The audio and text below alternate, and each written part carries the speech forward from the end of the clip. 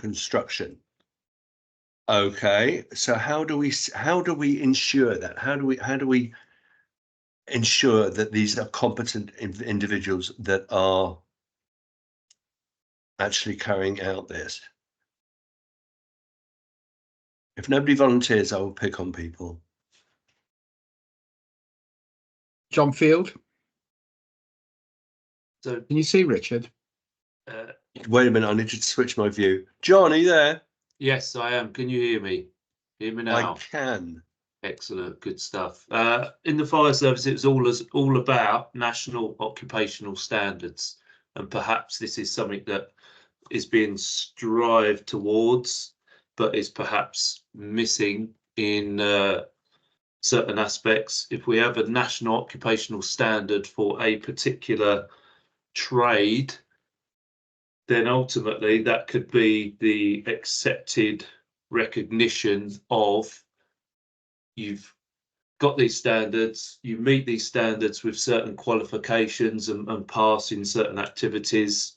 That doesn't obviously necessarily solely make you competent. What it does is it makes you, it gives you the knowledge and the sort of the skill to be able to carry out the task. It's a baseline. Yes, definitely. And then So perhaps, when you say the training, is the training done centrally or is it done by various private companies? so I would suggest that it could be done by it's sort of private companies, but they, I would suggest, have to have some sort of accreditation to be able to provide training to the required standard.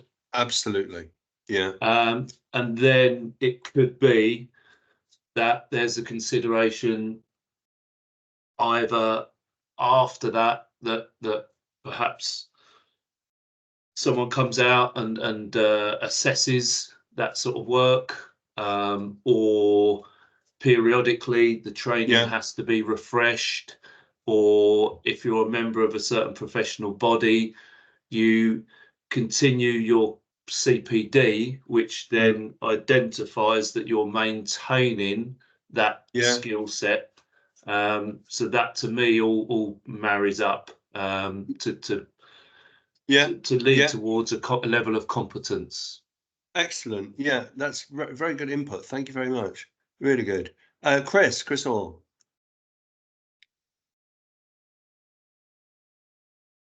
You're on mute, Chris. Sorry. Nice to hear everything that John just said. All of that is underway through the ASFP, who along with the FIS have created the Fire Sector Safety Group, and they've published standards on installer competency and now working on designer competency. And the idea is that off the back of that, they develop NOS, National Occupational Standards.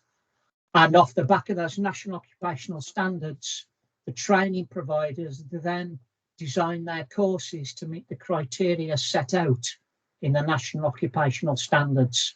So in terms of passive fire products of all types and persuasions, fire dampers, cavity barriers, structural steel, penetration seals, the list is endless. The work is well underway. And it's in the public domain. I can send a link, you can pick it up. But the idea is the ASFP will hold the registration as well. So if you're looking for someone who's competent in this particular endeavour, you would look to see if they were registered with the ASFP and what level of registration they've got, because they've gone from beginner to expert. How close is it for that to actually be in operation, Chris? I would say probably 12 months for that to be in operation. But the work is starting now, the work is happening now, and the installer framework is all bar complete. Okay. Excellent. That's very good. Sarah Stevenson. Morning, everybody. Hi there. So I'm kind of coming at this from a client perspective, because that's the world that I work in. So to some degree, the design and selection piece is kind of picked up within the Building Regulation England amendment regulations that came in early part of this year, which looks at the competence of those undertaking design work to ensure compliance with building regulations. So there is a new set of competence requirements within the regulations that covers skills, knowledge, experience and behaviours now for designers. So we are going through a process now of looking, basically doing what's called a SCEB assessment. So assessing everyone's individual and organisational capacity to act as a designer, and specifically looking at fire safety as a bespoke element of design work. So that's how we're controlling the competence around that design and selection piece, as well as setting kind of design standards internally, which have to be fulfilled around British standard requirements rather than approved document requirements. Installation, I think we've been covered that really well at the moment already. So we're looking for contractor competence, evidence of skills, knowledge, experience, formal qualification and third-party certification, and then assurance on installation, third-party audit during the installation and handover stage. Okay, very good. Chris, can I just go back very quickly to you? What you're talking about, is that right the way through to include construction from planning? Yes, it's right the way through.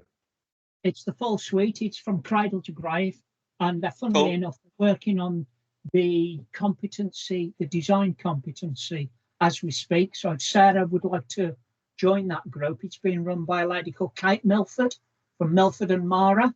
She would be delighted to have another pair of hands to look at it. So the idea is it starts from design all the way through to installation and all of the attendant processes and procedures, and it sets standards of and gateways to and a framework for learning what courses are appropriate for what skill sets, if that makes sense. Yeah. No, that's excellent. Can you put the link to that in the chat for me, Chris? Yeah, sure. I'll go away and find it. Thanks, mate. George. Yeah, I'm sort of also representing Alistair Brockett from Hilti. Alistair's one of the subject matter experts who's been very active in BIM for Housing, if people don't know him. He couldn't make the meeting, but he's given me some notes. And I was just going to say that what Chris has said earlier, that's exactly what Alistair said as well, the ASFP route. The question that I'd raise is, what about active measures? And do you know, Chris, or does anybody know if anything's happening on the active side of things?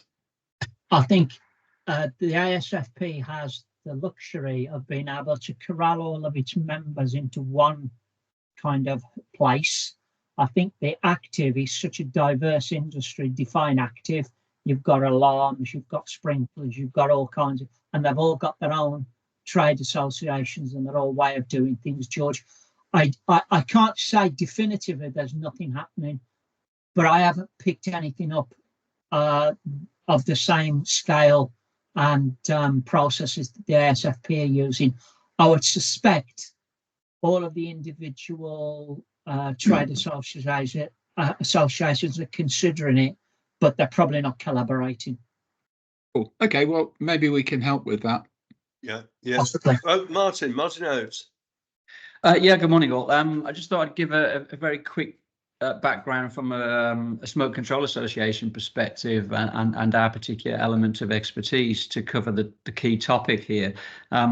Firstly, competence breaks down to individual competence and their qualifications, but then also you have corporate competence, which of course as a business that offers a design service, it's all relative to our PI cover and insurance. So there are levels of PI that a business has to have.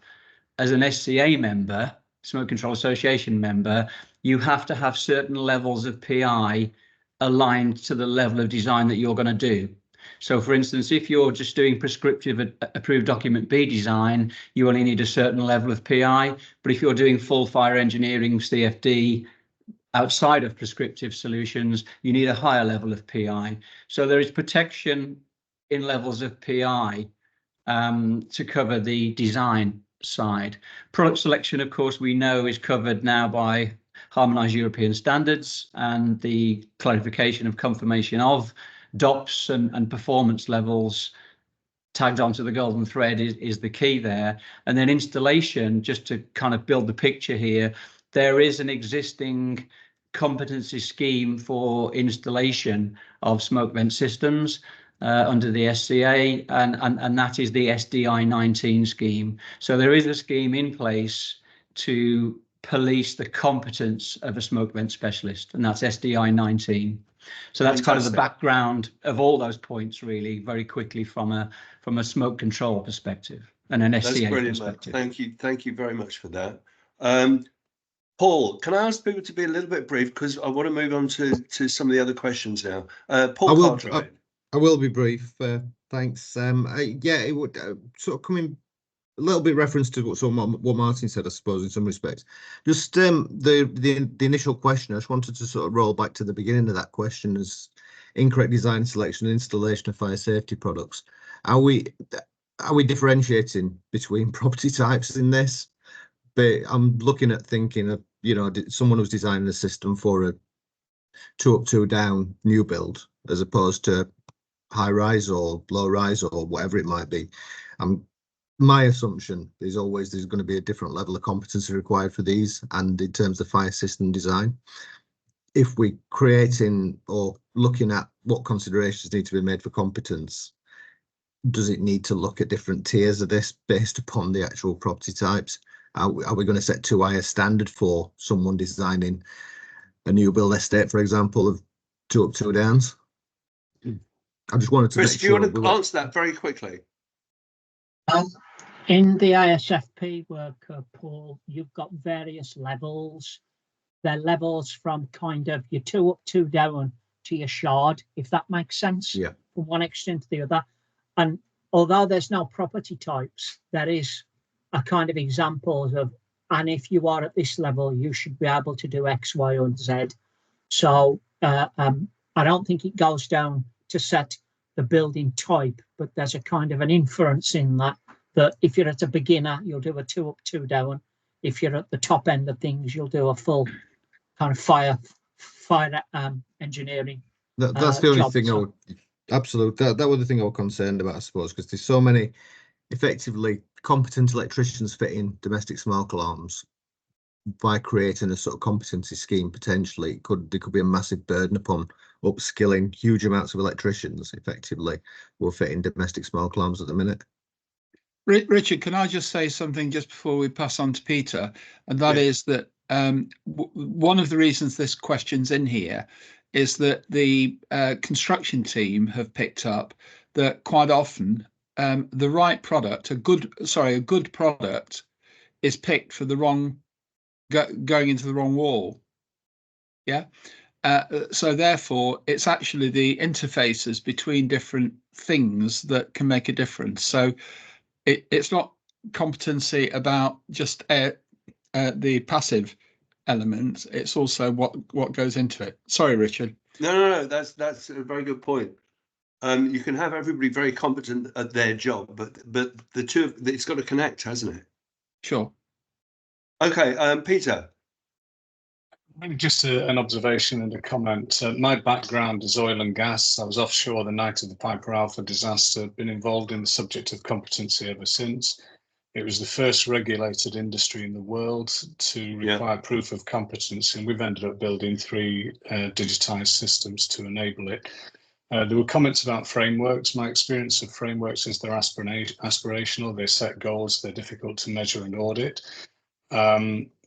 So that, just to make you aware, the latest thinking that we're doing is linking task-based activities to continuous updates of competency built upon those frameworks, built upon the qualifications, but then taking it into the workplace, making it dynamic. So a person's just doing their job, they're having their job validated as they do it. That proves their competence on a continuous basis, validated through the hierarchy of the organisation and or external assessors and organisations if so desired, but also linked to the risks associated. So there was a discussion about the two rise building versus the shard.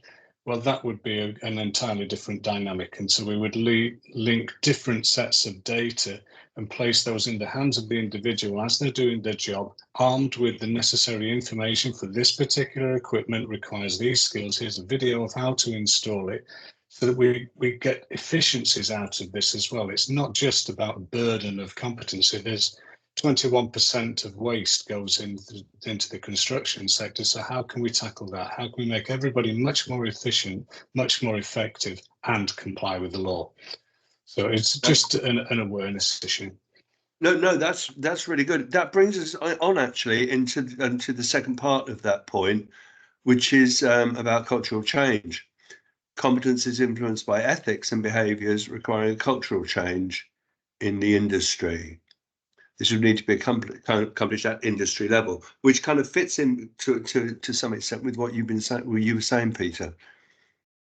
Yeah, I think for me it's a dynamic, and yeah, absolutely. There's no reason why the ethics and behaviours can't be enveloped in the same information. So, are you listening? Do you care? Are you listening to the client? These kind of things can be brought in there. Absolutely. We can even bring in the validation by the recipient, the client. You know, are you happy with what you've received? This is just information. It forms part of the golden thread, and that can be brought straight to the workplace.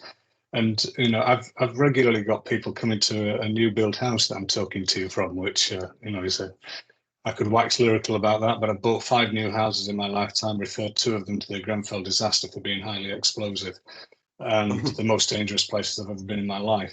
But that's why I got on this journey with construction, because I was deeply alarmed by what I saw. But absolutely, we can take that kind of skills, knowledge, experience, attitudes, behaviours, all of that. It's just data. And it's just placing that in the hands of the individual and the client or the expert in the organisation to validate that it's been done correctly. That simultaneously gives us competence, risk management, compliance with the law, and a better relationship with the client. Okay, well, we've had some great, really good answers to this. I think we've covered actually the second part of the competence issue. So we're going to move on to online register. Right, maintain an online register recording responsible, competent individuals and their decisions. So basically all of the above, but it's a question of how it's recorded. I would have thought this was a no-brainer. Anybody disagree with that? Chris? The ASFP scheme will include a registration as well. It's not to say other people can't have a registrar, but they'll be setting up a registration. So if you've achieved the necessary competency in design, installation, maintenance, the online register will be kept by the ASFP, probably under some kind of a firewall or kind of arrangement, and people will be able to access it. Sarah? What I would say again from a client perspective is not all registers are completed equal, as we've quite clearly found out from fire risk assessors registers. So if different organisations or professional bodies are going to have separate registers, some consistency over how we are assessing individuals, so that we are assessing apples with apples, let's say, would be helpful for a client's perspective, because you have some assurance then, irrespective of which register you go to, you're getting the right level of competence. You need some sort of standardization, don't you? This is throughout the industry in all aspects. Something we've been. Oh, John Field. I'm just going to be quick. I would sort of almost in the opposite. Competition is always healthy. So sometimes actually having a register with different skill sets might, for the same actually activity and qualifications and skills, might work out better for one client than another. But as long as what these people are getting assessed against is clearly defined in that register, so then the people going on there, a bit like Trust a Trader and you have other companies, they look for different skill sets, different activities. They'll have different assessments, but as long as they're clearly defined, so the person going on there employing someone as a result are aware of what they're being assessed against, then to me that would be key. Yeah, absolutely. Okay, so I'm going to move on unless somebody's got to do thinks we shouldn't have an online register, which I think possibly no one's going to do that. Let's move on to the insurer's role. Insurers can play a significant role in driving the fire safety standards, for example, offering incentives for building passing risk assessments. This would need to be accomplished again at industry level. So the role of insurers. Alistair had an input to that. He said, encourage the use of the LPC, and then in brackets he's put new name. So I don't know what the LPC is. Loss Prevention Council. Sorry, okay. say that again, Chris. Loss Prevention Council. Loss Prevention Council. Okay, good. Okay. I can see George. I don't know if George Edwards is on this call, but I think he knows a fair. I mean, from the if it's the same George from the FPA. George is here. He's on the call actually. Are you there, George?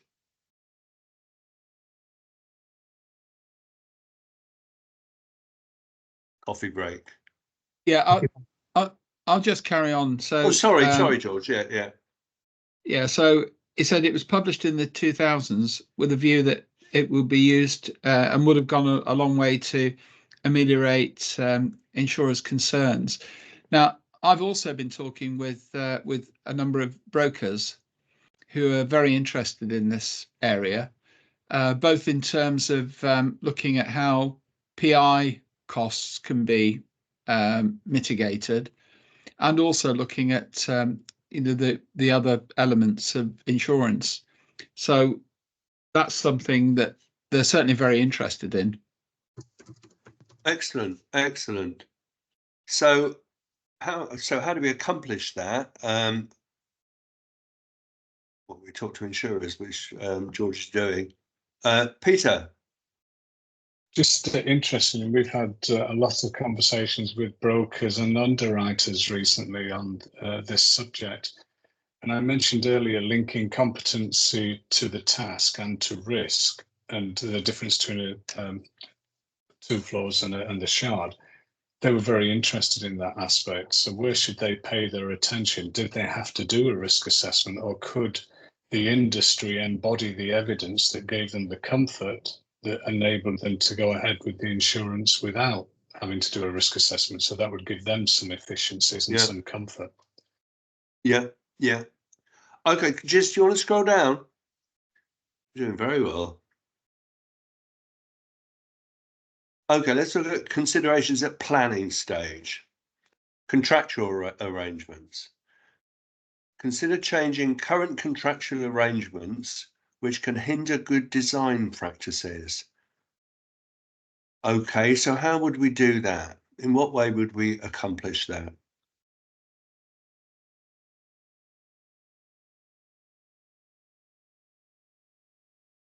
And I'll be slightly controversial. No. I've been at a number of forums. I was at one yesterday and one the day before. This is my fourth day of talking about competency golden thread. And the common theme about this is that the current design and build is an anathema to the Building Safety Act, because everything gets put towards the back end and the gateway process. So one of the biggest challenges is how do we move away from that as a contractual format. That's not me. That was the conclusion of the groups that I've been looking at, because it's kind of almost you could hypothesize that the Building Safety Act is designed to remove design and build as a contractual form. Right. So this is how are we going to do that? Will Cousins. Hi. Yeah, I think in terms of design and build, the way, because I'm talking from like the client perspective, what we did recently was do a two-stage tender with a PCSA. So design, it's going to be design then build. I know it's a sort of cliche, you probably heard that before, but there's going to be absolutely no design during the construction stage. So that changes the contractual arrangement, because you you basically have to do your stage 4. I mean, I think everyone knows this, but it's how that sort of works in practice with what you need to put into the tender documents, how you assess the contractor, and then all their subcontractors, and really when you're looking at the client perspective, how you assess competency would be in the tender stage. So you have to kind of look at, if you're doing a 2-stage tender, the first stage would be making sure you got the right contractor on board with their design team, and then you're asking the right questions, and you have a competency is kind of assessed when you're picking that contractor to make sure. And that comes back to PAS, what is it, 8, 6, 7? Yeah, but in terms of the contract, in terms of the contractual arrangement. So what you're saying, Will, is that your organisation has actually done that. You've changed your contracts. You've changed the way you do it. Yeah, we've effectively got. We went back and forwards for a while, because. Nobody could make a decision about whether we employ the design team, because it was unclear at one point. Yeah. And then in terms of the contract, you basically don't get into a contract until you get your Gateway 2 submission. So we've got a year tender process. So it's pushed everything back a year, and then we have got, you're not going to get into contract. You're going to do a PCSA to start with as a kind of negotiated, and then all the deliverables, everything like that is discussed within that PCSA period. So contractually, at contract, you're doing it after Gateway 2. Well, once the contractor or yourself has submitted your There's a lot of PCSA. George. Yeah, Bouygues are also doing that at the moment. As far as a contractor, they're changing what they're doing in exactly the same way. I've got one question with that though, Will. Does that include the M&E? Because the M&E often is done as under a contractor design portion, and so you're bringing them in earlier.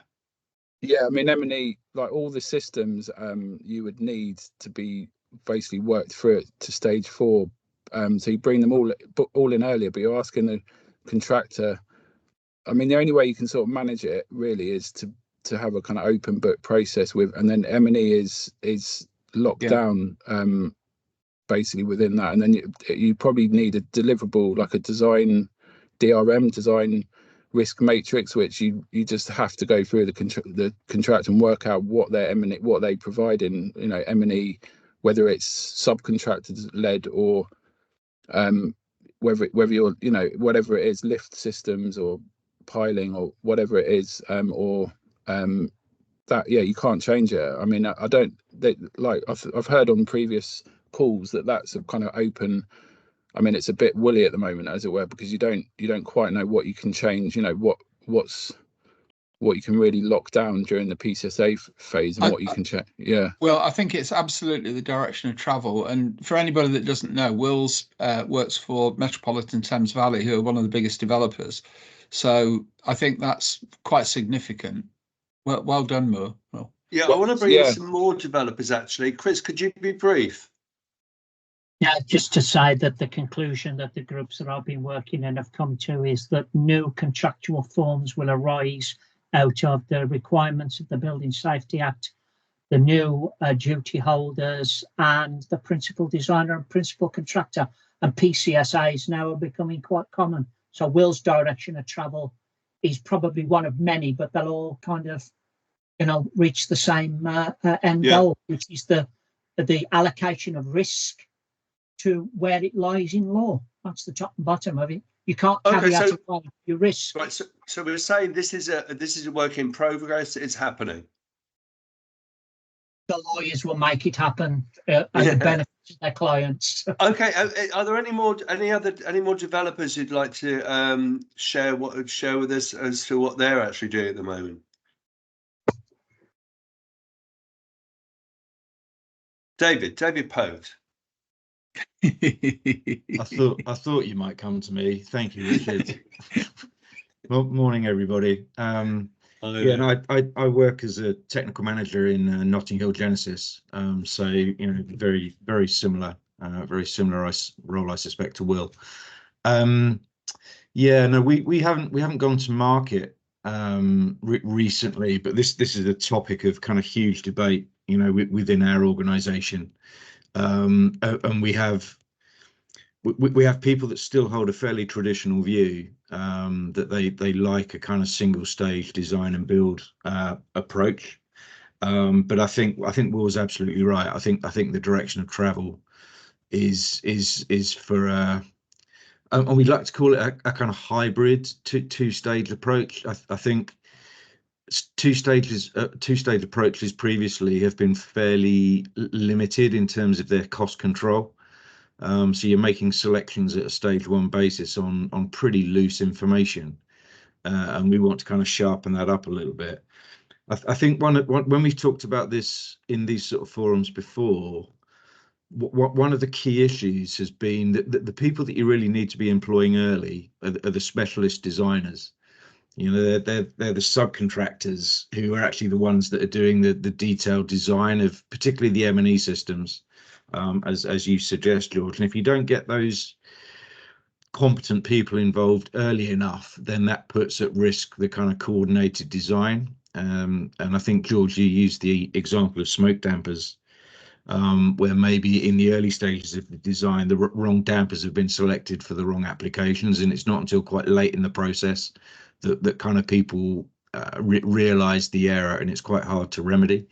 So when we've spoken about this before, it's been about how do we get specialist subcontractors to the table early enough to influence that design, and then what's the contractual arrangement between the first tier contractor and those subcontractors. When we've spoken to some contractors, they do get those specialists involved early, but they work at risk. So they're not under contract necessarily. So there's no guarantee of them getting the work once stage 2 is completed, which I think is a bit of an issue. The other thing that is a factor is the earlier you get these specialists involved, the greater the distance is between them putting a price together and actually being on site and delivering the work. So there's an increased level of risk for them. I'm simply putting out issues and problems here rather than solutions. But I mean, speaking for me personally, as opposed to maybe Notting Hill Genesis, I think the two-stage approach is inevitable. I think if the priority and the focus is on delivering quality, as opposed to the lowest cost, then yeah, I think two stages is inevitable, and it'll then be about the amount of control as a client we can get through that PCSA process, to get the price that suits us and suits the contractor. Brilliant. I think we've actually also covered the planning and design points about maintenance personnel being involved earlier. So let's move on to considerations at design stage. Planning and design. Manufacturers and installers should be engaged early during the design phase to ensure accurate and reliable product information and correct procurement.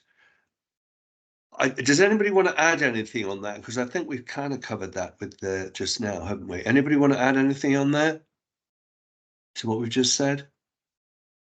Alistair had one point, and that is, as a manufacturer, Hilti manufacture penetration seals and that type of thing, and they also are sometimes asked to get involved in the design work. And what he was saying was that the responsibilities for the liabilities and insurance and things like that do need to be considered. So if a manufacturer is engaged in the process, so I guess that's the next level down from the specialist contractor, then they need to have visibility of everything they need to know, and also their contract needs to cover that as well. So that was just an observation he's made. Sure. You'll have no, the that- notes, Richard. Yeah. Yeah, no, that's great, mate. Thank you. Okay, so the next one. While early engagement is often crucial, caution is needed. Oh, right, to avoid manufacturers becoming designers. I think Which is we've covered- effectively what Alistair's saying. Yeah. Absolutely, yeah. So that he's echoing that. Okay, right. Just can you scroll down a bit? Right, wait a minute. Go back just a tiny bit. Right, manufacturers' early design risk studies can be very useful. The new Gateway 2 tool could encourage manufacturers to provide more specific project-specific information. Well, they're actually answering the point for us, aren't we? Aren't they? I think, right, let's scroll down a bit more, Jess. Stop. The responsible person needs to ensure that they know the exact requirements the applicable product needs to carry and ensure the manufacturer's product holds that accreditation. That again is kind of telling us, doing our job for us. Digital tools should be used by specifiers. Any argument on that? We don't. I mean, that again is doing our job for us. Careful consideration should be given to the integration of products, assets into wider systems. Sorry, Richard, could I just say something on that? That digital tools should be used by specifiers. One of the big challenges that we've had with the Golden Thread as we've been going through understanding what's needed is that, for example, an MBS specification. So, you know, a lot of people would use MBS Chorus. The specification for something may end up being 1,400 pages. So therefore, the product that's actually being measured against, because the whole idea of the Golden Thread is that you've got the specification of that product in that context, so you can then see how the product actually satisfies it. The challenge is that at the moment, the specifications are so comprehensive, but not easily broken up.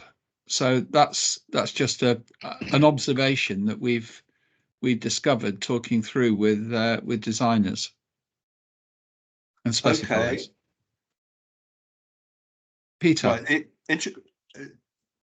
Peter. Just a thought on that. That's something that's very familiar to me as an ex-mining engineer and then oil and gas engineer, is breaking down very large amounts of data like that is extremely difficult. And the way I describe it to people is to use the RAF logo that's on the side of a jet fighter. The bullseye being critical, the white circle being important, and the blue circle on the outside being, peripheral information. If you take your 1,400-page document, there's probably a very small amount of critical data there. And so, taking Grenfell as an example, in retrospect, the cladding was critical. So aligning our focus on what is critical can get away from an awful lot of peripheral nonsense that's just time-consuming, extremely burdensome and non-productive. So, just take a building, look at it and say, right, what's critical in here? It's the gas infrastructure, it's the electrical infrastructure, it's, the fire escapes, etc. So, and then honing down to what really matters, that should be, in my opinion, the golden thread. And all the peripheral bits that hang off it, they're largely noise and largely a waste of time, I would imagine. So that's just a thought anyway. So the digital tools need to enable that zeroing in. They need to perform a way of doing that is, a way of doing that is the use of the Boston Square or a tornado diagram. So what's the probability of an event taking place? What's the impact should that event take place? Use that as the mechanism by which we align those items that are critical, and use that for our golden thread focus rather than having everything, because everything is just not possible. Would digital tools help with that? Well, obviously, the point is, though, Peter, what you're talking about is a different thing than we're referring to here. and that is that Right. the way the industry works, and that's not to say it couldn't change, but it's a big incumbent element, is you've got a specification which is driven from building regulations and driven from statutory requirements and also industry requirements. And therefore, what happens is that you've got a lot of different measures that need to be taken into account when you're producing what's called what I've learned is that there's a descriptive specification, which is a performance specification. And then you've got a prescriptive specification, which is the interpretation of that performance specification against the actual product. And that's the measure that we're trying to move down. It's really challenging. Well, I can imagine it is. It's just that in other sectors, we've used this as a mechanism for just honing the information and getting started, because it's extremely difficult to get one step to go in front of the other when we're faced with such enormous volumes of information. So it's just a way of getting things moving. And another thought on this is, in certain areas of engineering, we have this very similar situation where we've got huge amounts of data. We just have a referral to it, to the title of that document, and let the embodiment and all the vast volumes that take place reside somewhere else, but not allow it to bog us down. That's essentially the route that we're taking at the moment. Yeah. Anyway. Yeah. Okay. So Chris. You're on mute, Chris. Again.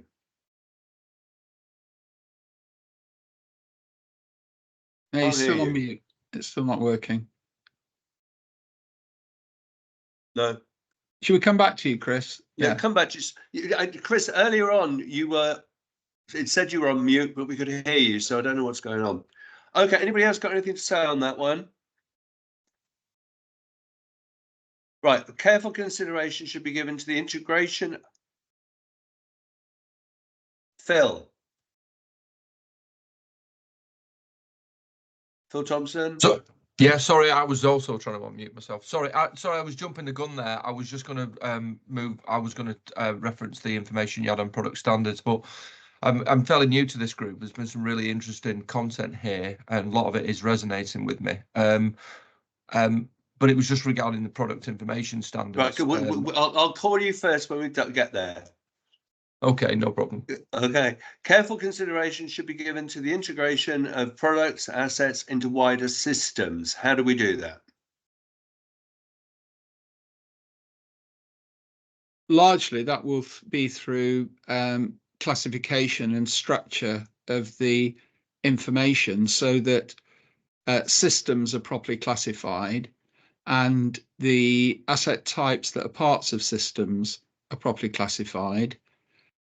So that can properly be integrated. So I think that's an important part, because obviously we're coming at this from the point of view of digital, aren't we? That's the whole point of BIM for housing. Absolutely. Yeah.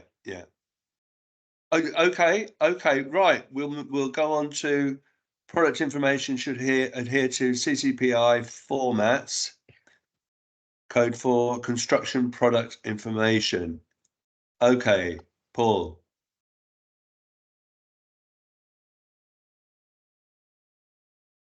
Sorry, Phil. wasn't it Paul? Phil, sorry. Sorry, Phil. Everyone was thinking who, Paul? Yeah, obviously you got reference to CCPI there, and I currently do freelance work for them as an assessor. But they, and as a baseline sort of start of a 10, that's a great to have that in there. But what I would also say is, and this kind of relates back to the classification elements that George just referenced, is that you need to be putting in there about an identifier. So that one of the areas where the industry is wholly was missing is the adoption of a unique identifier, and I suppose this fits with the points as well that I think it was Peter made regarding the bullseye. You need a single piece of information to reference these products. So if you're going to then support the golden thread, because there is information overload everywhere, but we need something that ties it back to all of the things that you've referenced in this document. Okay, so so in order to fulfill that point, we need a Yeah, industry-wide identifier for yeah, you need each to, product. you need to show support for a unique product identifier. Now, currently, and again, it's no secret, I support the GS1 solutions, and I chair the working group in the UK for that. I mean, they're a global organisation that already provide identifiers for many construction products in the UK, and they have experience with other sectors like retail, pharmaceutical, etc. So there's a set of standards there which already works and is being well adopted by other countries as well around the globe. So I would encourage you to put something in there to make sure that you know, because it starts off with identifiers for products as in the entity, but then you can also look at serialization as well. So you can go right down to the individual item. Component parts. Correct. George. Yeah, so I would also support what Phil's saying there. I also believe that that the GS1 is a good way of working. But what I would say is there's a fundamental misunderstanding as to what's happening at the moment and where we are with things. And that is that the attribute information about things, the way products are described, the information about those products, that is currently not standard. And despite a lot of effort that we've made and many others have made, including the CPA, that's something that really does need to be sorted. And at the moment, just to make it clear, that isn't currently available. And we're not seeing a lot of progress on it either. Okay, Will. Yeah, sorry, this George, we talked about this about 5 years. Was it 5 years ago? Something like that. Yeah. Kobe, and I don't know if I'm sort of picking up the right thread here, but like when you do the initial design responsibility or your BIM documents, don't you need like a uni-class system? Is that what we're talking about? It's like how you define products that you're putting in, and then that would follow through all the way through the project into your Kobe. So it's a uni-class system of what Uniclass is doing, it's helping you define what the asset type is and the system and where it's going and all that sort of stuff. The product information, which is the thing that's satisfying the asset type, is a slightly different thing. But you're quite right that those need to be glued together. So that's a progressive thing. And Kobe is definitely the information exchange standard we should be using, no question. But the point I was making was the definition of how you describe fire rating, for example, that needs to be standardized so that across all different products, it's described in a standard, consistent way. And at the moment, that isn't being done. So it's right. So this identifier, this standardized unique identifier, is covered. That term covers absolutely everything. Then, well, it's got to be standardized, hasn't it? Everything's got to be standardized. The standardization is at the product level, as Phil's just said there. Yeah. Right? But the point I'm making is that the properties of those elements, let's say, for example, smoke vents, the way SE Controls will describe their smoke vents in terms of dimensions and performance and things like that isn't standardized. So you could have 2 or 3 different smoke vent suppliers and they all describe their products differently. There's been a huge amount of work to try and resolve that over the years, but the point I'm making is that we don't yet have that sorted.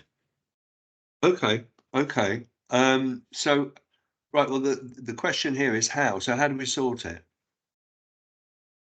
I think the first step is to do what Phil said, and that's to have a unique identifier, at least at that level.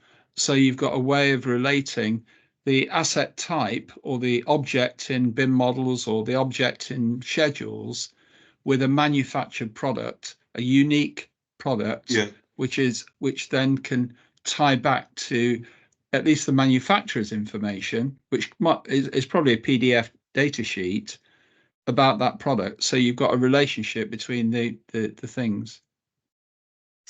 Phil. Yeah, what he said. George, Oh. George is bang on, but it is a bit of a quandary, and it's not really perhaps something this group can solve. But I would definitely recommend that we start. It's a hierarchical approach. You start with this single piece of information which ties everything together, which is the unique identifier. And at a basic level, that's the 14-digit GTIN code. And then obviously the description, the attributes, and all the other the way the products are described and the standardization of that is an industry problem. So I think you've got to just put something in there which kind of looks to adopt something that the industry agrees upon in the future. Yeah, hopefully they will. People talk about the industry's got to adopt this, the industry needs to adopt this, but what's the industry? Who's head of the industry to do that? Well, it's got to be a government, or? Yeah, but that's the $64 million question, isn't it? In principle, there are far too many organisations striving to be that think tank, that association, that trade body, and somebody needs to get a hold of it and pare it back and say it's almost like a mandatory. This is what you should do, but everyone's frightened to do that. Sorry, Martin. Yeah, just a quick one from me. I'll be brief as ever. Two layers again. In terms of design and performance of products, you mentioned products like ours earlier.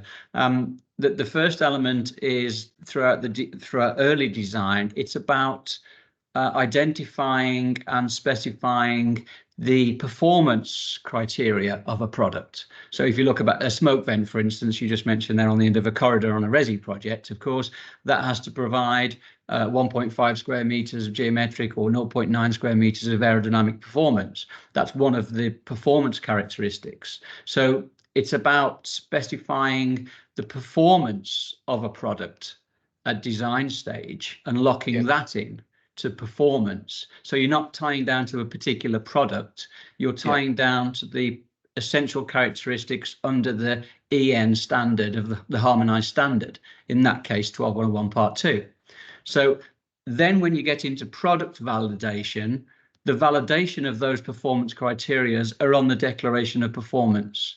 So when the product's declaration of performance is tagged onto the golden thread, that's how you prove that product is aligned to the performance characteristics in the early design stage. So you're not tying down to particular suppliers at early stage, you're specifying or locking in performance criteria and then validating it against the DOP that the manufacturer uploads onto the golden thread. But the declaration of performance is typically delivered as a PDF document, isn't it, Martin? It can be, yes. But what's important is all of the essential characteristics, which is the performance levels of any product, is listed on that declaration of performance. So that aligns to the performance criteria that goes into the design. For instance, 0.9 square meters is required on the end of a corridor or 0.7 at the top of a stair. So you validate that against the DOP that declares that performance. But it's all I'm saying is that at the moment, given that what we're trying to do is use data more effectively, at the moment, so there's no confusion, at the moment, and I've spent a lot of time trying to get to the bottom of this, I think the only way of doing that at the moment is as a PDF document that a human has to read and interpret. Okay, Chris, you had your hand up and then you put it down. Can you hear me? Is my mic working? No. No. Okay, Phil. You're on mute, Phil. There needs to be a swear box for mute, else we'll all be skinned. Yeah, just to really, I suppose, push back against what Martin was saying there regarding DOPs, and that's something that I get involved with the CCPI reading many of those, and they're not digital. They're usually a converter from Word to a PDF, etc. The problem is that if you imagine the golden thread is actually a thread, imagine it's a washing line, okay, and then each piece of information that we want to relate to at each stage of the process hangs on that thread. Okay, and it might be a DOP, it might be some procurement information, it could be some maintenance information, whatever it is. How do you attach that information to the thread? And the key to this is the peg that holds that information along the thread. And that peg needs to be the unique identifier. Sorry, that peg, because otherwise there's nothing to tie it back. I could show you many DOPs that have got nothing on them that say that relates to that particular product. It just lists all the different standards that and the test requirements. Cool. Okay. Okay, right. We've got 2 minutes. So anybody got anything quick to add on anything we've discussed now or so far during the meeting? Okay, well, this has been, I'm astonished how much we've got through and how much good information we've got. We're holding a second meeting in a couple of weeks. I think it's on the Wednesday. What date's that? The 3rd, is it? Hold on a minute, I'll tell you. Yeah, it's on the 3rd. It's the 3rd of April. So if anybody wants to come along along to that, we'll be fleshing out a couple of the some of the things we've already gone through and finishing the document, hopefully, in that second meeting. Richard, in the meantime, presumably people could go on to the Word version of this and do what Alistair's done, and that's comment on it. Yeah, you can make any comments if you've all had the Word version, if you want to check that out. Also, hopefully next week, well, Monday, Tuesday next week, you'll all be sent the video link and the High Point documents from this meeting, which will be added on, and hopefully we'll have enough time to actually add them into the document, but I'm not promising that. Other than that, thank you very much, and I believe I'll be seeing quite a few of you later on today. We've got a marathon session of 4 meetings on the Richard, questions. Phil wanted to say something, I think. Yeah, George, can I just finish what I'm saying? I apologize. I'm sorry. Thank you. I apologize. Phil. Thank you. Yeah, sorry. The one thing that I wanted to say broadly, speaking about this, has been a really, really interesting conversation, is that the way that you've listed down all of these points here on these documents that you've displayed is linear. My approach to this would be to do this in a circular motion, because each element feeds back to each other. It's got inputs and outputs from the beginning to end. And I think if you show this as linear, people think like that. I think that's absolutely true, and we're doing that with a Miro board, which will include an amount of this information as well. But we've only got so much time. We're all volunteers, Phil, as you appreciate. Agreed. Okay, guys. Well, again, thank you very much. We're going to grab a coffee before we have the next meeting, and we'll see some of you later on. Thank you. Cheers. Thank you.